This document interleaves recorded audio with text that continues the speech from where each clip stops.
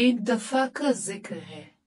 एक घने जंगल में अल्फनेटे नामी एक छोटा हाथी अपने खानदान के साथ रहता था। इसके खानदान में इसके माँ बाप, एक छोटी बहन और एक दादा थे। अल्फनेटे को अपने खानदान से बहुत प्यार था और वो हमेशा उनके साथ वक्त गुजारना पसंद करता था। एक दिन जंगल में पानी की किल्लत हो गई। तालाब खुश्क हो गए और जानवरों को पानी की तलाश में दूर तक जाना पड़ा।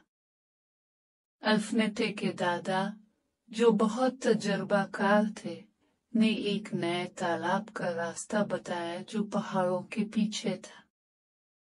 अल्फनेटे और उसका खानदान मिलकर इस मुश्किल सफर पर निकल पड़े।